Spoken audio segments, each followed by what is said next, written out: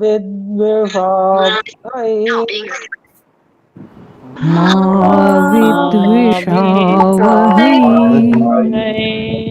ॐ शान्तिः शान्तिः शान्तिः। ॐ शान्तिः शान्तिः शान्तिः।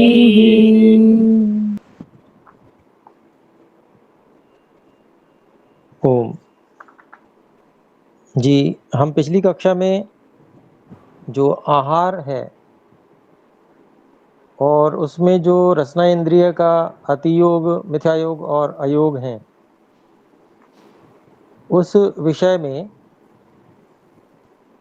जो कि कारण बन जाता है हमारे रोगों में, हमारी परेशानियों में,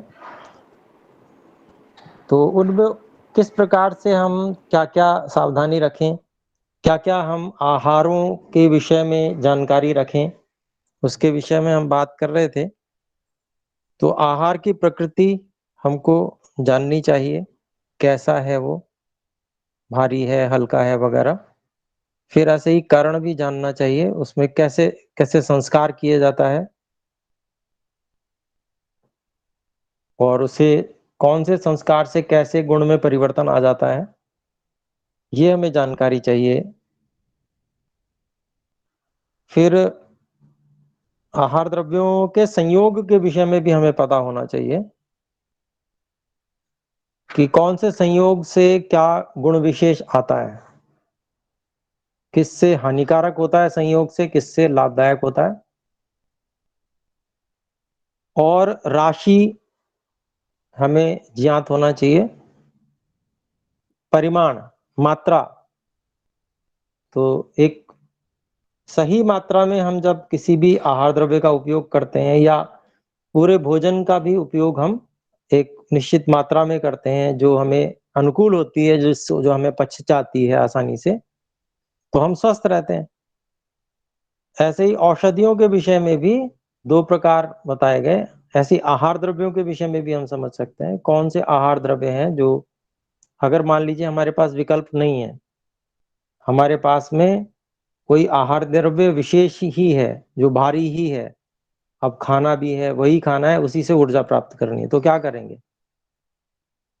तो उसको थोड़ा खाएँगे, मात्रा में कम खाएँगे और भूख लगने का इंतज़ार करेंगे।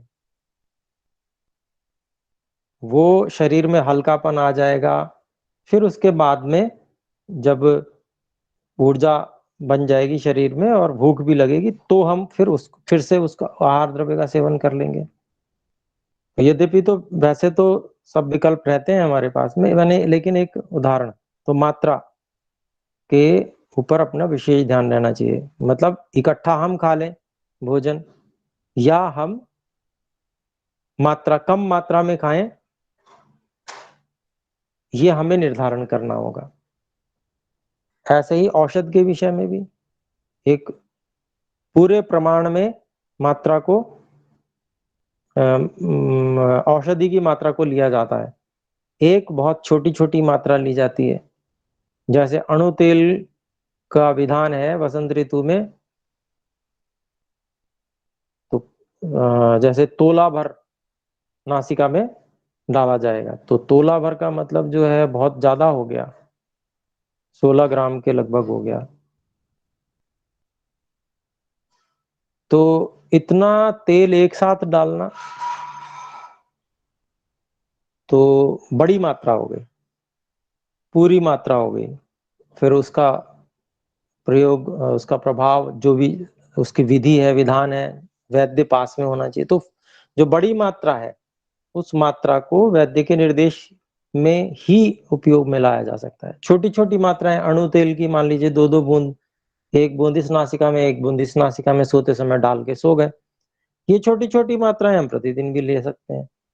तो इससे जो कंठ से ऊपर के जितने भी हैं, उसमें कोई समस्या नहीं आएगी, बहुत अच्छा रहता है।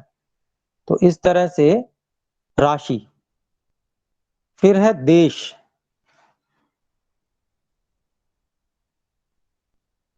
तो इससे पीछे जो राशि थी उसमें जो संपूर्ण मात्रा का ग्रहण करना वो सर्वग्रह हुआ, और छोटी मात्रा का या उसमें अनेक प्रकार की चीजें मिलाकर सेवन करना, थोड़ी थोड़ी मात्रा अनेक चीजों की लेकर सेवन करना, तो वो परिग्रह कहलाता है। फिर है देश। तो देश का भी ध्यान रखा जाता है, आहार द्रव्य के देश का ध्यान रखा जाता है, हम जिस देश में है उसका भी ध्यान रखा जाता है। द्रव्य की उत्पत्ति का स्थान क्या है? जैसे मध्य प्रदेश में एक विशेष प्रकार का गेहूं उत्पन्न होता है, बहुत अच्छा होता है वो गेहूं, और लेकिन भिन्न देश में उत्पन्न हुआ कहीं पर, मान लीजिए वो अलग गुण वाला हो जाएगा। तो इस प्रकार से स्थान का भी बहुत प्रभाव रहता है। हिमालय पे जो औषधियां उत्पन्न होती हैं वो विशेष गुणकारी होती हैं, वहां कुछ विशेष देश का संयोग है, वहां उस प्रकार का वातावरण है, उस प्रकार की भूमि है, वहां की जो खनिज लवण है वो सब विशेष प्रकार के हैं। तो इस कारण से वहां जो औषधियां उत्पन्न होती हैं विशेष गुणयुक्त होती हैं, और वही औषधियां कहीं ऐसे कीचड़ वगैरह में मान लीजिए किनारे उत्पन्न हो जाती हैं, ऐसी भी तो होती हैं, उनका बहुत कई बार विपरीत गुण भी हो जाता है। तो ऐसी जो औषधियां जो शुद्ध स्थान पर नहीं हो रही हैं उनका निषेध किया गया है। तो देश का बहुत बड़ा महत्व है।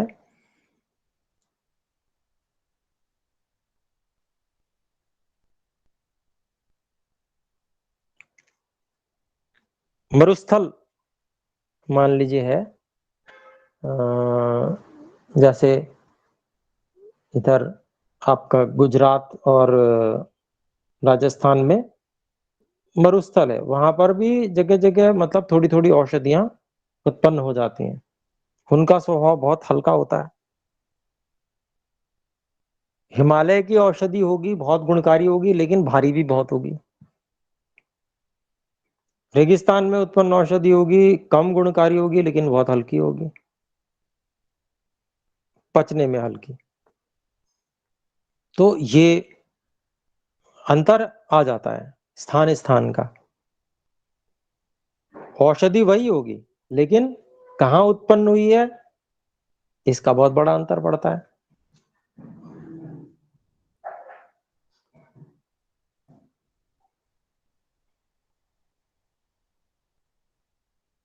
ऐसे ही हम कहाँ पर रहते हैं, मान लीजिए हम जो हैं बहुत अच्छे हरे भरे मैदानी इलाके में रहते हैं और स्निग्ध है, सारी जलवायु बहुत अच्छी है। तो ऐसे स्थान में थोड़ा शीतलता भी रहती है, वृक्ष आदि हैं बहुत चारों तरफ, तो वहां पर उष्ण आहार विहार लेने होते हैं और रूक्ष लेने होते हैं, थोड़े रूखे हों, बहुत स्निग्ध नहीं लेंगे, स्निग्ध लेंगे तो कम स्निग्ध लेंगे। लेकिन जो दूसरी प्रकार का देश है जहां सारा वातावरण ही रुक्ष है, वहां पर स्निग्ध आहारों की अधिक आवश्यकता होगी, और गर्मी अधिक है तो शीतल आहार लिए जाएंगे। जैसे आजकल गर्मी की ऋतु है, तो ये काल के अंतर्गत आता है ऋतु, लेकिन स्थान में भी भेद होता है। बेंगलोर है, बहुत गर्मी पड़ती ही नहीं है, और इधर उत्तर भारत में बहुत भयंकर गर्मी भी पड़ती है, बहुत भयंकर सर्दी भी पड़ती है। तो स्थान स्थान की बात होती है। कहीं का पानी, कोल्हापुर का ऐसा कहते हैं बहुत अच्छा पानी है, वहां लोग सेहत बनाने के लिए जाते हैं कि वहां जाके खाएंगे पिएंगे और दंड बैठक लगाएंगे, व्यायाम करेंगे तो शरीर जो है बहुत बलवान हो जाएगा, पानी बहुत अच्छा है। सुनती है ऐसी बातें, मतलब ये तो प्रायोगिक बात अलग हो गई क्या है, लेकिन एक उदाहरण के रूप में देश का बड़ा महत्व होता है, स्थान का बड़ा महत्व होता है। तो जैसा स्थान है उसके अनुसार अपना आहार विहार करना। वही अभ्यास है, वही उसी अभ्यास को हम सब जगह लागू रखेंगे तो नहीं चलेगा। तो इस बात का जो जैसे माताएं बहनें होती हैं तो उनको तो विशेष ध्यान रखना चाहिए। मान लीजिए वो मायके गईं, वहां पर जो है अलग वातावरण है, अगर नहीं ध्यान रखेंगे तो फिर रोगी होंगे, वातावरण परिवर्तन होता है। और मान लीजिए वो उनकी जो ससुराल है वहां पर अलग वातावरण है, देश बदल गया, तो इन सब चीजों का ध्यान नहीं रखेंगे तो फिर हानि उठा सकते हैं। और जो उसका परीक्षण और उसका सारी चीजों को ध्यान में रखते हैं कि अच्छा ऐसे देश में हम जा रहे हैं तो क्या हमें खान-पान वगैरह क्या अंतर रहना चाहिए, हमारे पहले के खान-पान किस प्रकार के थे, जहाँ जिस प्रकार के होते थे उस प्रकार का वहाँ ध्यान रखना। फिर जहाँ नए स्थान में हम रह रहे हैं वहाँ पर वहाँ के लोग किस प्रकार का खान-पान, आहार विहार करते हैं, उसका ध्यान देना, जिससे जिससे कि हम स्वस्थ रह सकें। तो ये बहुत आवश्यक है। स्थान का बहुत, देश का जो है वो बहुत बड़ा महत्व है। और अगर जो जिन लोगों को बहुत स्थान परिवर्तन करना पड़ता है, तो या तो जठराग्नि बहुत बलवान हो, तो कोई अंतर नहीं पड़ेगा। अगर जठराग्नि सामान्य है तो अंतर पड़ेगा। और मंदाग्नि है तो बहुत ही ज़्यादा अंतर पड़ेगा, देश बदलने से। तो अनेक लोग जाते हैं और कहते हैं नहीं वहाँ हमें मन नहीं लग रहा, हमारे अनुकूलता नहीं, मन नहीं लगने का अभिप्राय यही रहता है, शरीर से अनुकूलता नहीं रहती उन लोगों को। शरीर से अनुकूलता नहीं रहती, तो मन जो है चंचल रहता है, तो व्यग्रता हो जाती है, परेशान रहते हैं, तो फिर वो जहाँ पर रहते हैं वहीं जाके फिर उनको चैन मिलता है। तो उसका कारण वही है कि अनुकूलता नहीं रहती, शरीर में बहुत बड़ा परिवर्तन आने लगता है उनके। तो देश का महत्व है, उसको अपने लोगों को जानना और समझना चाहिए। फिर काल की बात है, तो काल का निश्चय 2 प्रकार से होते हैं, 2 प्रकार से है, नित्यग काल और आवस्थिक काल। अब नित्यग काल उसे कहते हैं जैसे वर्ष में 6 ऋतुएं होती हैं, तो ये निरंतर हमेशा वो कुछ अंतराल से, मान लीजिए 2-2 महीने के अंतराल से ये बदलेंगी। और हमें जीते हुए किसी को 20-25 साल हो गए होंगे, किसी को 50 साल हो गए होंगे, किसी को और भी अधिक हो गए होंगे। और इतना जीने के बाद भी यदि हमने इस पर ध्यान नहीं दिया कि ऋतु बदल रही है और कब बदल रही है, कैसे खान-पान थे, परिवर्तन करना चाहिए, कब ऋतु बदलती है, उससे पहले हम सावधान हो जाएँ और आहार-विहारों में परिवर्तन करना प्रारंभ कर दें। तो अगर हमने नहीं किया ये तो बस समझ लीजिए हम बेकार ही जिए हैं। वो समय हमारा बेकार चला गया, क्योंकि हमने ध्यान ही कुछ नहीं दिया। तो ये जो है बच्चों को बचपन से ही सिखाना चाहिए, बताना चाहिए कि ध्यान देना है, हमें क्या करना है, कौन-सी ऋतु आने वाली है, उसके अनुसार हम आहार-विहार करेंगे। तो ये हमारा नित्यक है, ये तो हमेशा बदलना ही बदलना है। हर 2 महीने बाद ऋतु बदलती है।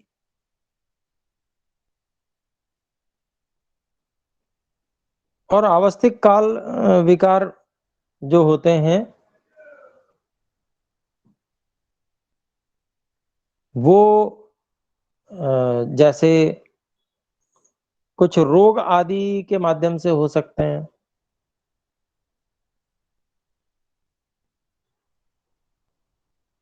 जैसे किसी के शरीर में कोई और समस्या आ गई, मान लीजिए ज्वर आदि है, तो ये जो शरीर की अवस्थाएँ हैं, इसके अनुसार भी काल होता है। आवस्थिक अवस्थाओं के अनुसार काल होता है। शरीर की अवस्था मान लीजिए वृद्ध अवस्था है, ये आवस्थिक काल हो गया। तो वृद्ध अवस्था में क्या होगी, वात बढ़ेगी और हमारा पित्त शांत रहेगा, पित्त कम हो जाता है और कफ भी सामान्य रहता है। तो बहुत बढ़ता भी नहीं है और बहुत अधिक कम भी नहीं रहता, सामान्य रहता है, बल्कि थोड़ा थोड़ा कम होता जाता है। तो शरीर में शिथिलता भी आने लगती है, कफ कम रहता है तो पित्त भी कम रहता है, यानी कि अग्नि कम रहती है। तो वृद्धावस्था है, वात बढ़ती है, तो क्या होते हैं, दर्द बढ़ते हैं शरीरों में। तो ऐसी स्थिति में ये आवस्थिक काल हुआ। वृद्धावस्था शरीर की है वो, क्या कोई रोग हो जाता है? रोग की बात तो हम कर चुके, मतलब ये अवस्थाएं हैं।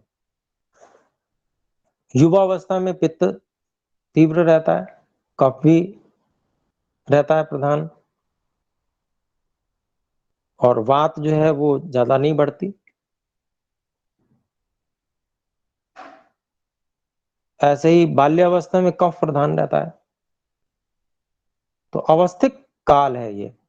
तो जैसे जैसे बच्चों का है तो कफ प्रधान होने से हम देखते हैं कि सुंदरता रहती है बहुत ज्यादा, बच्चे सुंदर दिखते हैं बहुत, और उनकी वृद्धि भी होती है, अग्नि भी ठीक रहती है, अच्छी रहती है उनकी।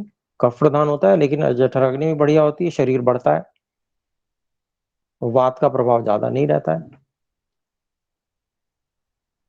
तो ये सब चीजें अपने लोगों को, जो आवस्थिक काल है उसको भी समझना चाहिए कि हमारी क्या अवस्था है, हम उस अवस्था के अनुसार, वृद्धावस्था है तो हम स्निग्ध आहारों को ही करें।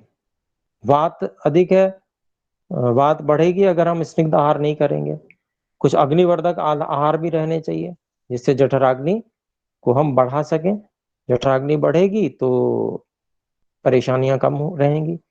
और जठराग्नि कम करने वाले आहार लेते हैं, उड़द ही खाए जा रहे हैं, तो फिर दिक्कत होगी, परेशानी होगी। स्निग्ध आहार हो पर भारी ना हो, ये वृद्धावस्था के लिए बहुत अच्छे रहते हैं।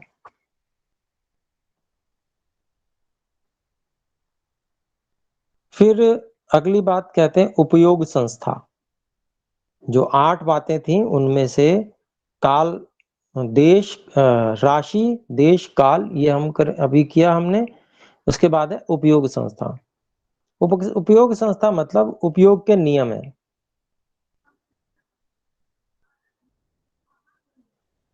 तो कुछ नियम हर चीज के हैं, जैसे भोजन का ही नियम है, भोजन कब करना है। तो पहला भोजन, पूर्व किया हुआ भोजन भली प्रकार पच जाए तभी भोजन करना है, अगला उससे पहले नहीं करना है, ये नियम है। तो आहार द्रव्य इन नियमों की भी अपेक्षा रखते हैं। और अगर अजीर्ण पर ही भोजन कर दिया तो त्रिदोष का प्रकोप होगा, पेट फूल जाता है, एक बार देखते हैं हम। और अच्छे से पिछला आहार हमारा पच गया है तो फिर उससे बहुत अच्छा रहता है, आयु की वृद्धि होती है, बल और वर्ण की वृद्धि होती है। तो ये नियम है आहार का।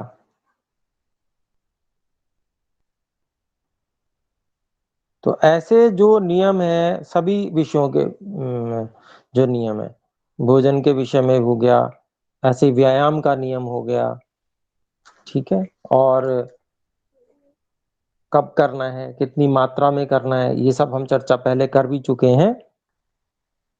तो ये नियम अनेक विषयों के हो सकते हैं, पर आहार के संबंध में हम बात विशेष कर रहे हैं। तो आहार के विषय में जो नियम होते हैं उनका हमें ध्यान रखना है। साथ में असात्म का भी एक नियम है, हमारे शरीर को क्या अनुकूल है, हमारे माता पिता दादा परदादा वो किन वस्तुओं का सेवन करते आ रहे थे, तो उनमें से जो उत्तम उत्तम वस्तुएं वो सेवन करते आ रहे थे उन वस्तुओं का हमको सेवन करना चाहिए।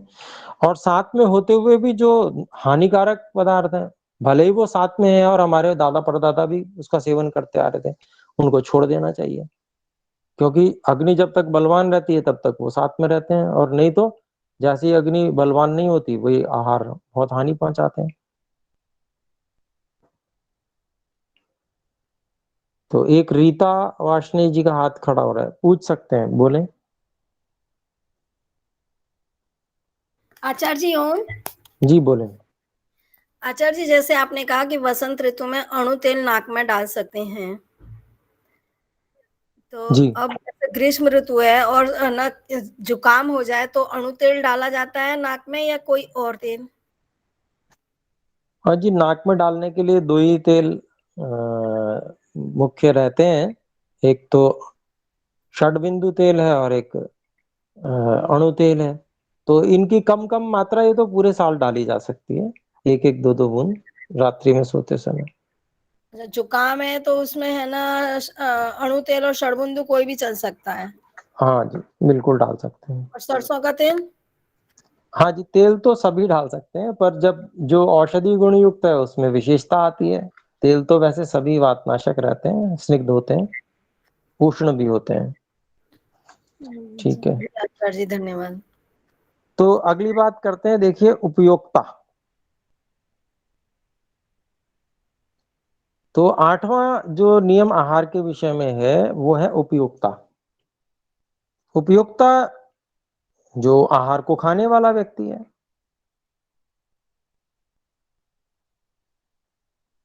तो यहाँ पर उपयोक्ता की दृष्टि से आहार को देखते हैं अगर, तो यहाँ पर उपयोक्ता जो भी व्यक्ति है, जो भी आहार करने वाला व्यक्ति है, उसके सात्विक और असात्विक को ही देखा जाता है।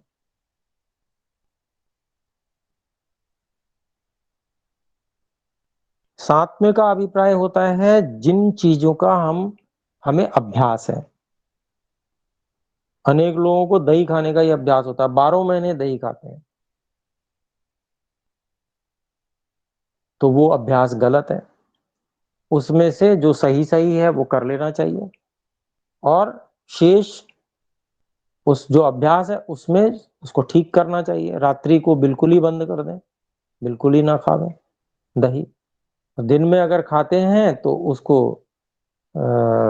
मान लीजिए अभ्यास भी है तो उसको मथ के खावें, उसमें मथने से उसमें मक्खन वगैरह निकाल के गाढ़ा गाढ़ा भाग है अगर दही का तो वो प्रयोग कर ले, तो इस रूप में मक्खन निकल जाए तो इस रूप में प्रयोग कर ले तो वो हानिकारक नहीं रहेगा। फिर वो किसी भी ऋतु में प्रयोग किया जा सकता है। मक्खन निकलने के बाद तो बहुत बहुत श्रेष्ठ हो जाता है। ऐसे तो जो साथ में है, उपयोक्ता की दृष्टि से जो आहार साथ में है, वो इस उपयोक्ता जो 8वां घटक है उसमें गिने जाते हैं। किसी व्यक्ति को जैसे मान लीजिए अफीम का ही अभ्यास होता है, अब ये बहुत हानिकारक है। इस प्रकार के अभ्यासों को छोड़ने का और उसका उपाय करना चाहिए।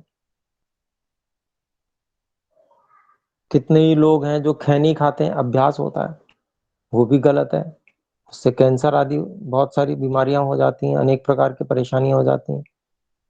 क्षणिक उन लोगों को नशा होता है, उसके लिए वो लोग करते हैं, और जो शरीर में परेशानी उनको अनुभव हो रही होती है, बेचैनी अनुभव हो रही होती है, उस क्षणिक बेचैनी के लिए वो इस प्रकार का सेवन कर लेते हैं, उनको अभ्यास हो जाता है। उस वो ना खावें तो उनको बेचैनी अनुभव होती है। अनेक लोग तो चाय के ही आदी हो जाते हैं, चाय ना पिएं तो सिर दर्द हो जावे, ऐसे लोग होते हैं। तो ये गलत अभ्यास है। तो इन अभ्यासों को किस प्रकार से छोड़ा जा सकता है? चाय का विकल्प ये है कि आप गर्म पानी पिएं।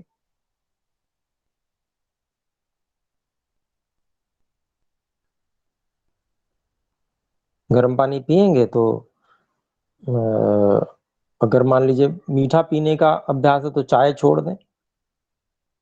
चाय छोड़ के कुछ औषधियां जो क्वाथ होता है, जैसे दिव्य पेय इत्यादि आते हैं पतंजलि के, और भी इस तरह की चीजें जो आती हैं उनका उपयोग करें चाय छोड़ने के लिए। वो उसमें शंख पुष्पी, ब्राह्मी आदि औषधियां जो बुद्धिवर्धक होती हैं वो पड़ी रहती हैं, उनका सेवन करना चाहिए, चाय छोड़ देनी चाहिए। ऐसे ही जो ये आपका जिसको बोलते हैं ये खैनी वगैरह खाते हैं, इसको भी, इसके लिए भी विकल्प बहुत सारा अच्छे-अच्छे विकल्प होते हैं, और बहुत से लोग बताते हैं, बहुत अच्छी-अच्छी चीजें बताते हैं। तो बेचैनी क्यों होती है? अनुलोमन नहीं हो रहा था वात का। वात अटकती है हृदय पर, बोझ डालती है, बाधा करती है या कहीं और, जिससे बेचैनी होती है। तो जो काम, जो गलत, जो समस्या हो रही है उसको ठीक पहचानना और उसकी समस्या का समाधान करना कैसे हो सकता है, वायु का अनुलोमन कैसे हो सकता है। तो बहुत अच्छी-अच्छी औषधियाँ हैं, वायु का अनुलोमन हो जाएगा तो वो समस्या जो है वो ठीक हो जाएगी। तो बहुत सारी औषधियाँ हैं, सौंफ ही है, जीरा है अनुलोमन करने वाला, सौंफ है, उसको भूनकर और उसको चूसते रहें व्यक्ति तो वो ठीक हो जाएगा। ये सब चीज़ें ध्यान में रखने की होती हैं। तो ये उपयोगिता जो व्यक्ति है उसको अपने अभ्यासों को सही करना और आहार जो है अपने जो अभ्यास हैं, उनके अनुसार ही आहार लेना। जो ये जो इच्छाएँ करते हैं कि नए-नए प्रकार का, अब नए प्रकार का खा के देखते हैं, नए प्रकार का खा के देखते हैं रोज़। तो वो क्या उसके पीछे रहता है, उसके पीछे स्वाद के लिए हम जी रहे हैं। हमारा जीवन हम अ, अगर धन कमा रहे हैं तो स्वाद लेने के लिए कमा रहे हैं, उसके पीछे का एक ही ये रहता है। इसलिए वो रोज़ नया-नया चाहिए। जबकि शरीर के साथ में ये बात घटती ही नहीं है। शरीर तो एक साधन है, उपकरण है, जैसे कार। कार को आप रोज़ बदल-बदल के देंगे क्या? कभी पेट्रोल, कभी डीज़ल, कभी अच्छा इसमें थोड़ी चीनी मिला देते हैं। अच्छा आज नमक मिला के खिलाते हैं इसको, कार को। ऐसा करेंगे क्या कभी? मैं समझता हूँ कोई भी बुद्धिमान व्यक्ति ऐसा नहीं करेगा। तो वो साधन है, वो उसी ढंग से चलेगा जैसे उसका जो खाद्य है, उसका जो ईंधन है, उसी से वो चलेगा। ऐसे ही शरीर भी है, शरीर का ईंधन है, पता है ये इस ऋतु के लिए ये अनुकूलतम है, बस वो तय करें और फिर यहाँ से सुख ना लें। ये कोई सुख का साधन थोड़ी है, ये तो अनुकूलता का साधन है। ये इसमें अनुकूलता बनी रहे, शरीर का स्वास्थ्य बना रहे, शक्ति बनी रहे, सामर्थ्य बनी रहे, सब कार्यों को करने में विशेष सामर्थ्य रहे, ये उसके लिए साधन है। ये स्वाद लेने का साधन मुख्य नहीं है और इसके लिए जो प्रयोग करता है वो कभी स्वस्थ हो भी नहीं सकता, संभव ही नहीं है उसके लिए। ये तो हम पहले ही बात बिल्कुल प्रारंभिक कक्षा में ही इस बात को कर चुके हैं कि जो 5 इंद्रियों को सुख लेने के लिए जी रहा है, वो व्यक्ति स्वस्थ नहीं रह सकता। ये तो आप लिख लीजिए कहीं पर भी और प्रयोग करके देख लीजिए, किसी भी व्यक्ति को देख लीजिए, जो इस उद्देश्य से जी रहा होगा, वो व्यक्ति थोड़ी-थोड़ी देर में परेशान होता रहेगा और अपने आस-पास के लोगों को भी परेशान करेगा कि मुझे ये परेशानी है। वो स्वस्थ नहीं रह सकता कभी भी। तो इसलिए जो सही जिस उद्देश्य का जीवन है, उस उद्देश्य को समझना और जहाँ से सर्वोत्तम सुख मिलता है, उस सुख के लिए शक्तिशाली होना, इंद्रियों की शक्ति को बढ़ाना, शरीर की शक्ति को बढ़ाना और आंतरिक आनंद को प्राप्त करने का प्रयास करना। चाहे बाहरी कार्य हो, उनसे भी आंतरिक आनंद मिले। सेवा है, परोपकार है, मधुर भाषण है, दूसरों को सुख पहुँचाना है, दूसरों की व्यवस्था करना, दूसरों की अनुकूलता का ध्यान रखना और फिर समाधिस्थ होकर ईश्वर की भक्ति करना। जो आंतरिक मन की शक्तियाँ हैं, उनको जगाना। मन की बहुत महान शक्तियाँ हैं। इतनी महान शक्तियाँ हैं मन की, जो शरीर को शांत करने और इंद्रियों को शांत करने के बाद ही उभर के सामने आती हैं। तो वो तो फिर समाधिस्थ होने के लिए, उसके लिए ध्यान करने के लिए बैठेंगे तो वो शक्तियाँ प्रकट होंगी और ऐसी-ऐसी महान शक्तियाँ हैं कि जिनको जो मिलने लगें तो व्यक्ति आनंदित हो जाता है। कितनी प्रसन्नता मिलती है कोई ऐसी विशेष उपलब्धि व्यक्ति को हो, तो वो आनंद वो लेने योग्य है अंदर से। ईश्वर की सहायता विशेष मिलने लगती है, ज्ञान-विज्ञान प्रकट होने लगता है। सृष्टि का ज्ञान-विज्ञान प्रकट होने लगता है, समाधिस्थ होके बैठता है व्यक्ति तो। सब समझ में आने लगता है कैसे क्या हो रहा है, क्या मैं कहाँ रह रहा हूँ, शरीर में मैं हूँ कहाँ, कितनी सुंदर बातें, वो सब पता चलने लगती हैं। नहीं तो व्यक्ति अ, अंधेरे में ही पैदा होता, अंधेरे में ही जीता, अंधेरे में ही मर जाता है। कुछ पता ही नहीं क्या हो रहा है, क्या नहीं हो रहा है, कहाँ जाएंगे, क्या होगा, कुछ नहीं पता। तो ये सब चीजें जब व्यक्ति सही ढंग से जीवन को जीता है, आहार, ये 8 प्रकार के आहारों की विधि जो हमने बात की, तो उसमें हम सही चीज को लेकर जब चलते हैं और शरीर को बलवान बनाने के लिए प्रयास करते हैं, तो फिर उससे आगे हम बढ़ पाते हैं। ब्रह्मचर्य का पालन होता है, उत्तम शक्ति शरीर में बनती है, वह शक्ति हमारी आंतरिक शक्तियों को जगाने में काम आती है। नहीं तो सारा हम बाहर ही लगे रहते हैं, बाहर लगे रहते हैं, बाहर हमारी शक्ति क्षीण होती रहती है। इंद्रियों के माध्यम से, इंद्रियों के भोगों के माध्यम से, केवल इंद्रियों का प्रयोग करने से भी वो शक्ति जाती है, सामान्य प्रयोग करने से भी बहुत ज्यादा खर्च होती है, और उसके बाद में भोगों को भोगने से तो बहुत सारा विनाश भी होता है। तो वो जो ये समस्याएं हैं, इन समस्याओं को समझकर जब व्यक्ति योगी बनने के लिए प्रयास करता है, तो वह मन की जो महान शक्तियां हैं, जिसकी कि सामान्य व्यक्ति तो कल्पना भी नहीं कर सकता है, वो प्राप्त होते हैं। तो चलिए, आज समय भी अधिक हो गया, आइए एक बार ओम का उच्चारण करते हैं। ओ